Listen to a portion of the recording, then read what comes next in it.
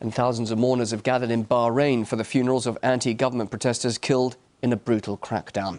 The riot police and the Gulf state reportedly used supplies made by British companies to clear the protest. Human rights watchdogs are calling for an embargo on arms supplies and a disclosure of why export licenses were issued. Well, for more, I'm joined by Barnaby Pace. He's from the Campaign Against the Arms Trade. He's in London. Thanks indeed for joining us. Now, up until now, Bahrain has been a stable and a good partner for Britain because of its strategic importance in the Gulf. So shouldn't the UK supply them with riot control equipment? Well, I think there's something of a catch-22. If you're selling someone weapons and they want to buy weapons, it's generally speaking because they intend to use those weapons at some point. And so stepping back and saying, oh, well, we sold them the tear gas and we're terribly shocked that they used that tear gas on protesters is somewhat disingenuous. But even Britain has protesters in the streets and you get violent protests. Surely authorities need some way of controlling crowds?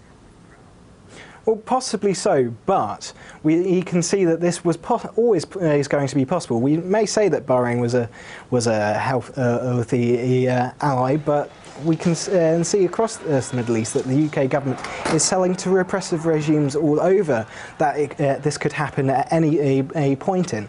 And we've got to be aware that when we're selling both non-lethal and lethal equipment, those will be used and generally, at some point, they'll be used on someone innocent. But bearing in mind that obviously the arms trade is a very big industry, not just in Britain, but many countries throughout the world, how can possibly a country that sells arms to another country have influence in the way they're used?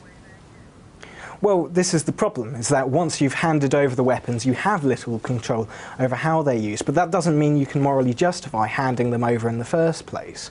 If you're selling someone weapons, the weapons are going to be used. Your chain of moral responsibility doesn't stop once you've handed over the weapons.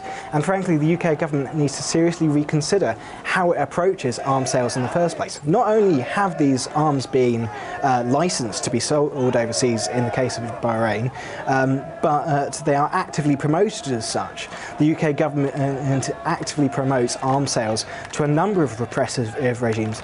This very weekend, the UK government is sending representatives out to the large arms fair in Abu Dhabi. It's called IDEX, which the arms industry trade body in the UK claims 10% of its exhibitors will be British at this fair, and the UK actively encourages these companies to sell, including the very equipment that is being used in protesters in the Middle East as we speak. But are you saying that Britain directly and purposefully would perhaps supply arms to dictatorships or indeed even rogue states like Somalia? I mean, it's fairly choosy on who it does business with, surely.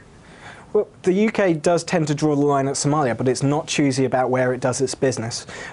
A very clear example is Saudi Arabia, where for years the UK has made Saudi Arabia its #1 target customer, where we can see a very clear authoritarian and where it's a monarchy rather than a dictatorship, but it's very clear a repressive state that has used those weapons in human rights abuses. Last year, Amnesty International pointed out that fighter jets sold to Saudi Arabia in the massive Al Yamamah arms program in the 80s, sold from the UK and BAE systems to Saudi Arabia, were probably used against innocent civilians in the cross-border conflict between Saudi Arabia and Yemen, and have probably been used in human rights abuses there. This is not new. I mean, they should know that these weapons are going to be misused if they choose to sell them. You make a very persuasive argument, and indeed the British government has responded today. They say there's no evidence that UK-made manufactured tear gas was used in this crackdown, but nevertheless the MOD is now going to review arms exports to Britain. Indeed, France has cancelled any arms exports to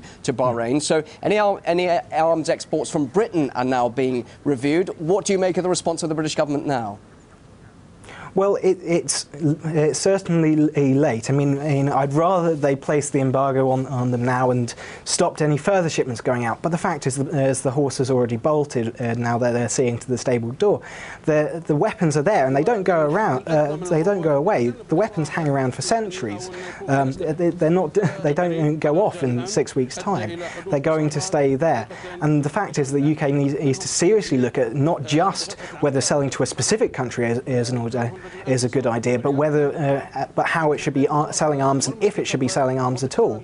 The fact is these weapons are widely misused, and the UK's arms export criteria, which look good on paper, are very rarely applied with any rigour. Interesting talking to you, Barnaby. We'll leave it there. Barnaby Pace from the Campaign Against the Arms Trade joining us live in London. Thanks very much indeed for your time. Thank you. Thank you.